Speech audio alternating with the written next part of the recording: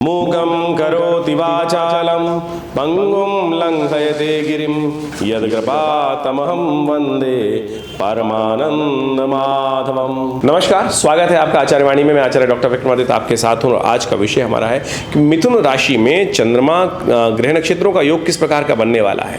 चंद्रमा इत्यादि बाकी समस्त ग्रह क्या कुछ करने वाले हैं। सब ग्रहों का परिवर्तन का योग चलता ही रहता है और मिथुन राशि वालों के लिए अगस्त के अंतिम भाग में ग्रह नक्षत्र कहाँ आपको ले जा रहे हैं। कई ग्रहों का परिवर्तन का योग है अगस्त के अंतिम भाग में, कई उठापटक के योग हैं। यदि आपकी राशि के स्वामी की बात करें तो सबसे ज़्यादा उठापटक यही करने वाले हैं। वक्री चल रहे हैं और वक्री करने के बाद वक्री चलते चलते ग्रह राशि परिवर्तन करेंगे, यानी वापस चलते चलते ग्रह वक्री स्थिति में बुध का राशि परिवर्तन होना ये बहुत महत्वपूर्ण है, सावधान भरने वाला है। जो लोग भी काम कर रहे हैं विश्व स्तर पर कहा जाता है कि बिल्कुल स्थितियाँ पलट सकती हैं, झटका मिल सकता है कोई बहुत बड़ा। वक्री अवस्था में बुध परिवर्तन करके राशि का परिवर्तन करेंगे, फिर मार्गी होंगे और फिर उदय होंगे। अस्त चल ही रहे हैं सूर्य के साथ सन्निकट होने के कारण से। तो ऐसे में ये सारी जो स्थितियां हैं विशेष तौर पर आपको सिलसिलेवार तरीके से समझने की ज़रूरत है। ग्रह नक्षत्रों का योग किस प्रकार है। मंगल भी परिवर्तन की तरफ जा रहे हैं। मंगल का ये परिवर्तन जो है विशेष तौर पर जो हो रहा है वो भी मिथुन राशि में ही, यानी 12वें भाव से निकल कर लग्न में आ रहे हैं।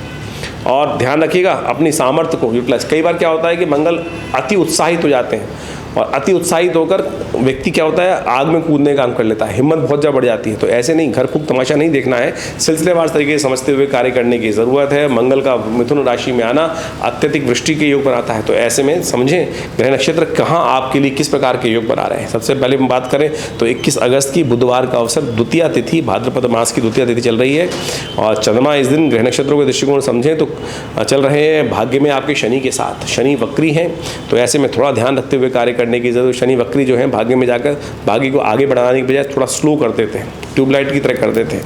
लेकिन चंद्रमा वह बहुत अच्छा योग बना रहा है तो आपके लिए दिन अच्छा दिखाई देता है। भगवान गणेश का ध्यान कर लीजिए। समस्त विघ्नों को दूर करने के लिए भगवान गणेश का स्तवन ओम गंगणाधिपतये नमः इस मंत्र कहते हुए भगवान को दूर्वा अर्पित करें, शुभ होगा, कल्याण करने के योग बनेंगे।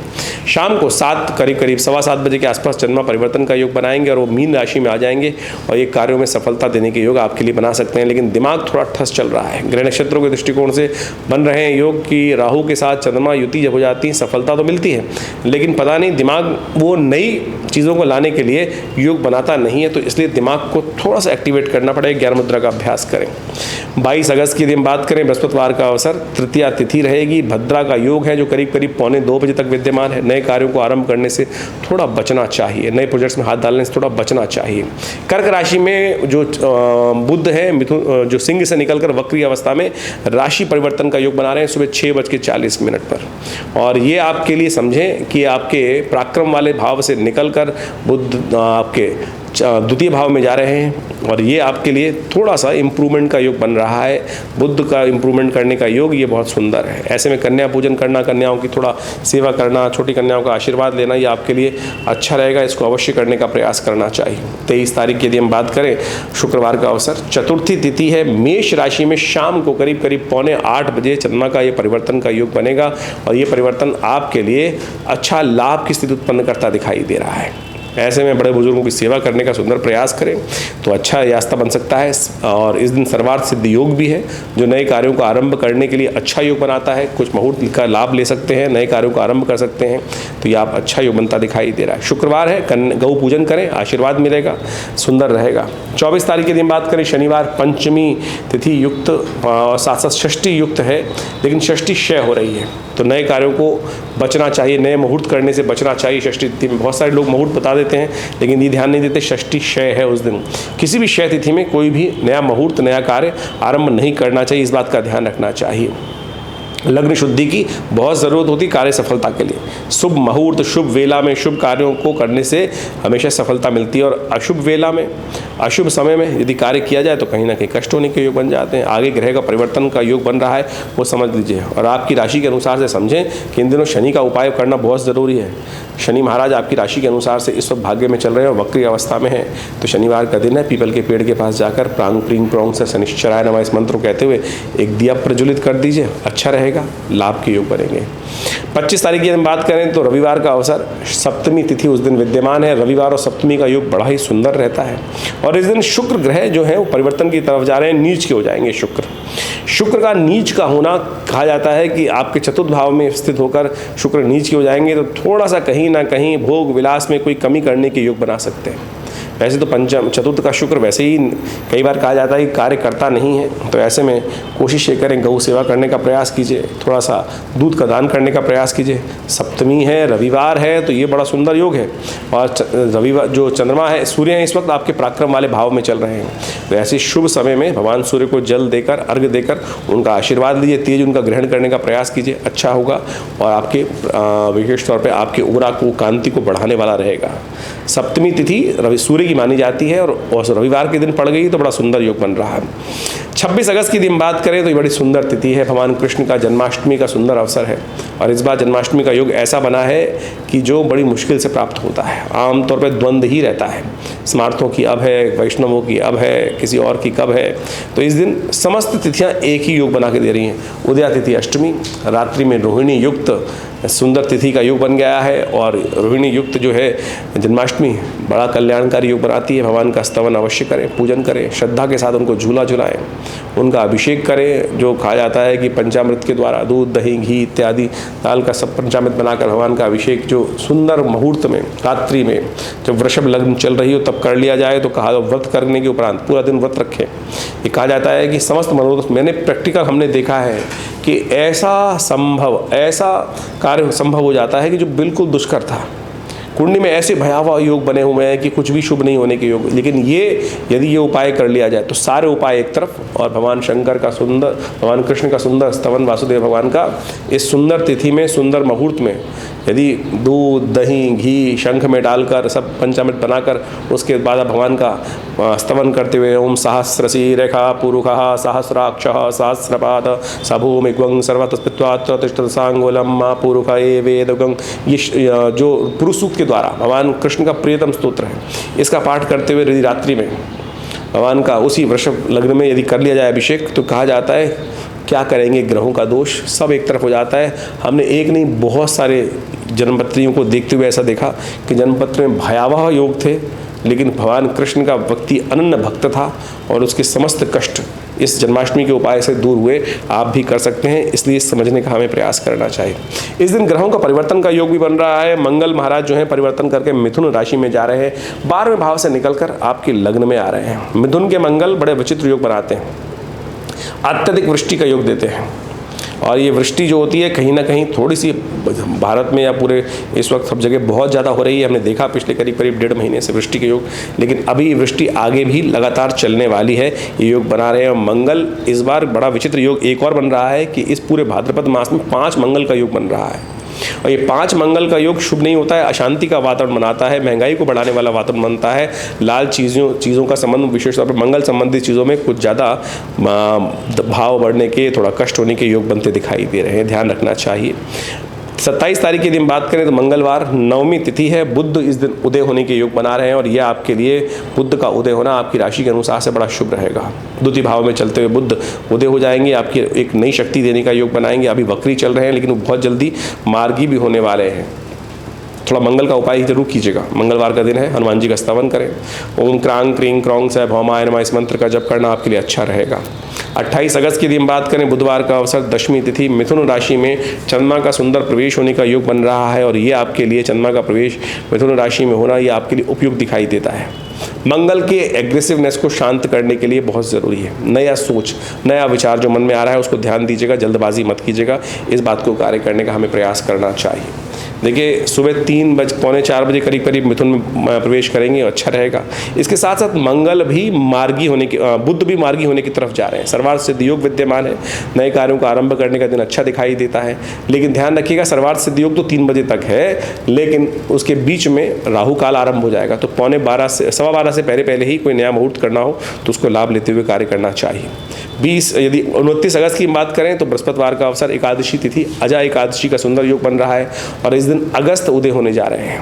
अगस्त तारा जो है वो उदय होने जा रहा है। कहा जाता है अगस्त पंथ जल शोषा, वृष्टि का योग चल रहा है लगातार, और अभी ये मंगल जब तक मिथुन में रहेंगे तब तक वृष्टि का योग चलेगा ही, लेकिन थोड़े से उसमें राहत दे सकता है अगस्त तारे के उदय होना, ये कहा जाता है। आजा एकादशी है, ग्रह नक्षत्रों के दृष्टिकोण से समझा जाए तो आपके लिए मंगल इन दिनों थोड़ा सा कष्ट में, बृहस्पति महाराज जो है वो 12वें भाव में बैठे हैं, अननेसेसरी का जुर्माना होने का योग बनाते दिखाई दे रहे हैं। तो भगवान विष्णु का पूजन, पीली चीज़ों का उन्हें समर्पण, विशेषतः पीले पुष्प में अर्पित करना, केले का दान करना, ये सब उपाय करिएगा, अच्छा रहेगा। 30 अगस्त की दिन बात करें, शुक्रवार का अवसर, द्वादशी तिथि है और ग्रह नक्षत्रों को दृष्टिकोण से समझें, शुक्रवार के दिन द्वादशी का सुंदर योग बन रहा है। ये शुक्र ग्रह इन दिनों चल रहे हैं थोड़े से कमज़ोर अवस्था में, और आपकी राशि के अनुसार चतुर्थ भाव में चलते हुए शुक्र को शक्ति देने की आवश्यकता है, बहुत ज़रूरी, नहीं तो ये कहीं ना कहीं जीवन के आनंद में कमी लाने का योग बना देते हैं। और ग्रह नक्षत्रों का जो परिवर्तन का योग चल रहा है वो उठापटक दे ही रहा है, तो ऐसे में गोवत्स पूजन, गौशाला में जाकर गाय के बछड़े को गुड़ खिलाना, ये बड़ा सुंदर उपाय है, इसको कर लीजिए, लाभ होगा। 31 अगस्त शनिवार का अवसर, त्रयोदशी तिथि और शनि प्रदोष का योग बन रहा है। ये शनि प्रदोष का योग आपकी राशि के अनुसार से समझें, भाग्य में चलते हुए शनि वक्री अवस्था में चल रहे हैं, आपके भाग्य में कहीं ना कहीं थोड़ी सी कमजोरी देने के योग बना रहे हैं, और देव योग से 15 दिन के अंदर दोबारा शनि प्रदोष का योग बन गया है। और पिछली बार हमने कहा था कि शनि प्रदोष के दिन भगवान शंकर का अभिषेक करना चाहिए तिल के द्वारा, भगवान शंकर का अभिषेक करना चाहिए तेल के द्वारा। यदि शत्रु बाधा पहुंचा रहे हैं, कॉम्पिटिटर्स परेशान कर रहे हैं, तो तेल के द्वारा भगवान का अभिषेक कीजिए। यदि आपके कुछ ना कुछ शनि का वैसे दोष चल रहा है, संसार में थोड़ा सा आपके लिए शनि अंधकार में वातावरण बना रहा है, भाग्य को पीछे खींचता दिखाई दे रहा है, तो तिल को थोड़ा जल में डालकर उसके द्वारा भगवान का अभिषेक करने का प्रयास कीजिए, देव कृपा से रास्ता प्राप्त होगा। तिल साक्षात भगवान विष्णु के शरीर से ही उत्पन्न हुए हैं, और कहा जाता है कि भगवान विष्णु की कृपा से शनि के दोष हरने के लिए सुंदर उपाय करने से कल्याण के योग बन जाते हैं। तो शनि प्रदोष को खाली मत जाने दीजिए, अपने नाम से रुद्राभिषेक कराएं तिल के द्वारा और तिलोदक के द्वारा, तो भगवान शंकर की कृपा से शनि के समस्त दोष दूर होने के योग बनेंगे। देखिए, ज्योतिष विज्ञान ग्रह नक्षत्रों को गणनाओं को करने के उपरांत चीज़ों को सैद्धांतिक तौर पर समझने का प्रयास करता है, उसका प्रभाव व्यक्ति के जीवन में किस प्रकार का होने वाला है। सहस्त्रों वर्षों से ज्योतिष के जो सिद्धांत हैं वो वास्तविक तौर पर बड़े अद्भुत रूप से सत्य साबित होते हैं। देखिए, ज्योतिष एक बहुत बृहद विज्ञान है। यहाँ हम आपके समक्ष जो उपस्थित होते हैं, केवल राशि के अनुसार से हम इस वार्ता को उपस्थित करने का प्रयास करते हैं। ज्योतिष में नक्षत्र के साथ भी विंशोत्तरी महादशाएं इत्यादि, आपकी जन्मपत्री, उसकी सहस्त्रों अलग अलग विभाग, उन सब पर यदि विवेचना पूरी तरह से की जाए तो बिल्कुल चमत्कारिक परिवर्तन को समझना बहुत आसानी से जीवन उस सत्य को समझा जा सकता है। तो यहाँ ज्योतिष में राशि विज्ञान के माध्यम से भी बहुत कुछ, गोचर के दृष्टिकोण से बहुत कुछ समझ में आने के रास्ते बनते हैं। तो बहुत सारे लोग जो तथाकथित तौर पर इस बात को आक्षेपित करने का प्रयास करते हैं कि राशि के अनुसार से पूरे विश्व को विभाजित करना ठीक नहीं है, ऐसा नहीं है। राशि के अनुसार से गोचर को समझना बड़ा एक सीधा साधा सिद्धांत है, और गोचर के प्रेडिक्शंस ज्योतिष में जब भी किए जाते हैं राशि के अनुसार से ही किए जाते हैं। हाँ, इसमें एक विवाद ये हो जाता है कि आपकी जन्मपत्री में कौन सा भाव सही ज़्यादा है, राशि वाला या लग्न वाला। उसमें जन्मपत्री देखने की आवश्यकता होती है कि जन्मपत्री में किस कारण से कौन सी चीज़ फलीभूत हो रही है, राशि या लग्न या सूर्य कुंडली या कौन से और कारकांश के इत्यादि बहुत सारी जो अलग अलग चार्ट बनते हैं, उन सबको भी देखना परम आवश्यक होता है। ज्योतिष बहुत वृहद, जैसा हमने कहा, बहुत वृहद है, बहुत वृहद है। इसको इतनी छोटे से लेवल पर समझना या इन्वर्टेड कॉमास में बंद कर देना ये ठीक नहीं है, लेकिन इसको वृहद रूप से वर्णन किया जा सकता है बहुत बढ़िया तरीके से। नक्षत्रों के दृष्टिकोण से, नक्षत्र किस, कौन सा ग्रह किस नक्षत्र के कौन से चरण में है, उन सब के द्वारा भी ज्योतिष को बहुत अच्छे से समझा जा सकता है। ये जो हमने आपके समक्ष राशि का पूरा व्याख्यान उपस्थित किया है, ये बिल्कुल गोचर के सिद्धांत पर सत्य है, और इसको समझते हुए यदि हम अपने जीवन को सही दिशा में देने का प्रयास करेंगे तो उससे बहुत बड़ी अद्भुत रूप से सहायता प्राप्त होने के योग बन जाते हैं। ज्योतिष के अंतर्गत विभिन्न उपायों को भी शास्त्र में बताया जाता है। हम इस चैनल के माध्यम से आपके समक्ष टोटकों से बचने के अलावा बहुत सारे जो पौराणिक उपाय हैं उनको ही बताने का प्रयास करते हैं। पंचांग यदि आप देखें तो नित्य प्रति उसके अंदर कोई ना कोई उत्सव, कोई ना कोई जो त्यौहार आता ही रहता है, और उन त्योहारों को हम सीधे साधे तरीके से ऐसा ना समझें कि वो केवल त्यौहार हैं। वो वास्तविक तौर पर ज्योतिष के सिद्धांतिक तौर पर, पौराणिक मत के अनुसार से वो वास्तविक तौर पर वो चाबियाँ हैं कि जिनको आप यदि लगा लें तो घड़ी गाड़ी को आप आगे ले जा सकते हैं, बहुत सारी समस्याओं को दूर कर सकते हैं सीधे साधे तरीके से। आज हम बहुत सारे चैनल्स पे बहुत सारे व्यक्तियों को सुनते हैं, जगह जगह पर अनेक प्रकार के ऐसे उल्टे सीधे उपाय लोगों को बताने का प्रयास करते हैं कि मतलब बड़ा विचित्र लगता है कि क्या इसमें पौराणिक मत है या ज्योतिष का मत है या नहीं भी है। तो कोशिश ये करें आप सब लोग उस ज्योतिष के विज्ञान को सही से समझें। और विवेकानंद योगाश्रम इसमें करीब करीब पिछले 60-70 सालों से कार्य कर रहा है। और दिल्ली में एक बड़ा संस्थान हमने जो अपने पिता श्री आचार्य श्री केशव देव जी के सानिध्य में बनाया गया, उसमें आज भी हम उसी प्रकार से नित्य प्रति शोध कर विभिन्न शास्त्रों के मत को उपस्थित करने का प्रयास करते हैं। समय समय पर बहुत सारे ग्रंथों की रचना भी करते हैं। आज तक हमारे विवेकानंद योगाश्रम के माध्यम से करीब करीब 100 के आसपास पुस्तकें लिखी जा चुकी हैं। और उन सब में चाहे वो मुद्रा विज्ञान के संबंध में हो, चाहे वो यज्ञ विज्ञान के संबंध में हो, चाहे वो ज्योतिष के संबंध में हो, चाहे वो न्यूमरोलॉजी के संबंध में हो, या वो ध्यान योग के ऊपर हो, या चिकित्सा पद्धति के ऊपर हो, योग प्राकृतिक चिकित्सा इत्यादि, आयुर्वेद इत्यादि पर, तो इन सब चीज़ों को ज्योतिष के माध्यम से जोड़ते हुए हमने व्याख्या देने का प्रयास किया है। अनादिकाल में ज्योतिष जो चिकित्सा शास्त्र जो आयुर्वेद इत्यादि हैं वो भी ज्योतिष से ही इंटर रिलेटेड है। उसमें औषधि विज्ञान ज्योतिष का एक भाग है। और उसके अंतर्गत आकर आप समझ सकते हैं कि विभिन्न औषधियों के द्वारा विभिन्न इलाज जो किए जाते हैं, विभिन्न मुहूर्तों में किए जाते हैं, वो सब भी बहुत अद्भुत हैं। उस पर पूरी शोध करने की आवश्यकता है। पूरे विश्व में लोग आज मेडिकल एस्ट्रोलॉजी पर कार्य कर रहे हैं और उनके रिसर्च बड़े ऑथेंटिक रहते हैं। तो आप भी ज्योतिष विज्ञान को समझें। विवेकानंद योगाश्रम जैसे हमने कहा कि इस क्षेत्र में एक अद्भुत प्रकार से कार्य कर ही रहा है। एक संस्थान बनाया है हमने, जो उसमें हॉस्पिटल है पूरा करीब करीब 100 बेड का, योग प्राकृतिक चिकित्सा आयुर्वेद के ऊपर, और साथ साथ भगवती का सुंदर मंदिर विद्यमान है। जो भगवती की दिव्य प्रतिमा यहाँ रहती है, उनके सानिध्य में बैठकर नित्य प्रति करीब 8 घंटे यज्ञ चलता है। और समय समय पर हम विभिन्न जो उत्सव चल रहे होते हैं उनके बारे में आपको अवगत कराते ही रहते हैं। तो जुड़िए विवेकानंद योगाश्रम से। हमारे इस संस्थान के द्वारा विभिन्न योग के संबंध में, आयुर्वेद के संबंध में, यज्ञ विज्ञान के संबंध में और चिकित्सा शास्त्र विज्ञान के संबंध में बहुत अद्भुत खोज की गई है। मुद्रा विज्ञान उसमें से ही एक है कि मुद्राओं के द्वारा कैसे विभिन्न रोग ठीक कर सकते हैं, कैसे बहुत सारी समस्याओं को ठीक कर सकते हैं। हृदय रोग इतना भयावह पूरे विश्व में आज पहुंच चुका है। घर घर में लोग छोटी छोटी उम्र में हृदय रोग से ग्रसित हो रहे हैं। तो उसके लिए संबंध में ये मृत संजीवनी मुद्रा 3 सेकंड के अंदर फर्स्ट एड दे देती है। चलते फिरते उठते बैठते कभी भी इन मुद्राओं को आप कर सकते हैं। आज की तारीख में स्ट्रेस एक ऐसा लेवल है कि हर दूसरे घर में कोई ना कोई स्ट्रेस से ग्रसित रहता है। हर एज में, छोटे बच्चे से लेकर वृद्ध तक, स्त्री से लेकर पुरुष तक, सब लोग कहीं ना कहीं अननेसेसरी स्ट्रेस में चल रहे हैं। तो आपको पता होना चाहिए कि ज्ञान मुद्राएं पहली उंगली अंगूठे के साथ लगाकर देखिए, ये अद्भुत कार्य करती है। भगवान कृष्ण ने गीता का उपदेश भी इसी मुद्रा में दिया। प्रपन्न पारिजाताय तोत्र वेत्रे पाणय ज्ञान मुद्राय कृष्णाय गीतामृतवे नमः। तो ये मुद्रा जो है बहुत शांत तरीके से, और आपके बहुत सारे ग्रहों के उपाय भी इन हाथों की विभिन्न मुद्राओं के द्वारा हो सकते हैं। शनि यदि अशुभ प्रभाव कर रहे हों और शनि का शुभ प्रभाव ना हो रहा हो, तो ये मुद्रा, ये सबसे बड़ी उंगली को अंगूठे के बेस पे लगाकर ये शून्य मुद्रा का अभ्यास कर लिया जाए तो शनि का नेगेटिव प्रभाव कम हो जाता है। यदि आपकी कुंडली में बृहस्पति आपको पूर्ण फल नहीं दे रहा है और आपको ज्योतिषी महाराज कह रहे हैं कि भाई आप, या कोई ज्योतिष विज्ञान के जानने वाले लोग कहते हैं कि आप पुखराज पहन लीजिए, आप केवल ज्ञान मुद्रा का अभ्यास कर लीजिए। पहली उंगली अंगूठे के साथ इस मुद्रा को अभ्यास करने का प्रयास कीजिए। देखिएगा बृहस्पति का शुभ प्रभाव आपको धीरे धीरे धीरे पॉजिटिव वे में मिलना शुरू हो जाएगा। किसी और बाह्य चीज़ की आवश्यकता ही नहीं है।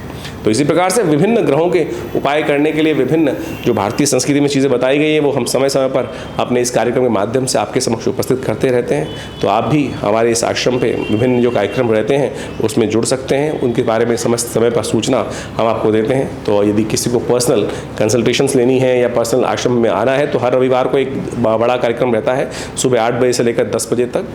तो उसमें यज्ञ, भगवती का स्तवन, विभिन्न रामायण इत्यादि का पाठ और स्वाध्याय और ध्यान योग का भी अभ्यास हमारे आश्रम में कराया जाता है। आप यहाँ जुड़ सकते हैं। फ़ोन नंबर्स आपके सामने स्क्रीन पर चल रहे हैं।